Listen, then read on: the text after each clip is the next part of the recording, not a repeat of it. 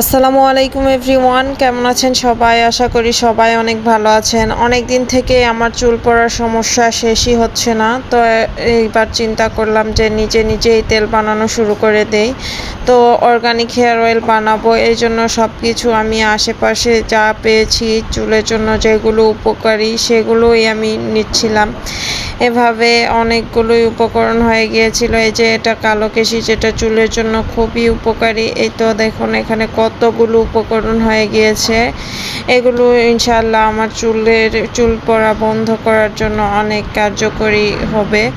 তো আমি এগুলো দিয়েই আজকে তেল বানাবো, ইনশাআল্লাহ অনেক ভালো হবে। তো এই যে আমি এখানে সবগুলো ধুয়ে পরিষ্কার করে নিয়েছি, আর এখন আমি দিয়ে দিচ্ছি একটা পাতিলে। এগুলো জাল করে নিতে হবে, এগুলো থেকে রস বের হলে সেই রস জাল করে তেল বানিয়ে নিতে হবে। এই তো আমি পরিমাণ মতো পানি দিয়ে নিচ্ছি এখানে, যাতে সুন্দরভাবে সিদ্ধ হয়। আর এই যে রসগুলো আমি ঢাকায় নিয়ে এসেছি বোতলে করে ছেঁকে সুন্দর করে, বাসায় আর বানানোর সুযোগ হয়নি। এই যে চুলায় তুলে দিয়েছি, হালকা মিডিয়াম আঁচে এটা জাল করতে হবে, বেশি জোরে জাল করলে লেগে যেতে পারে। তো আমি এখানে সরিষার তেলও দিয়ে দিচ্ছি। সরিষার তেলও আমাদের চুলের জন্য খুবই উপকারী। একটু পরে এই যে বলক চলে এসেছে, আর আমি নেড়ে দিচ্ছি আস্তে আস্তে যাতে লেগে না যায়।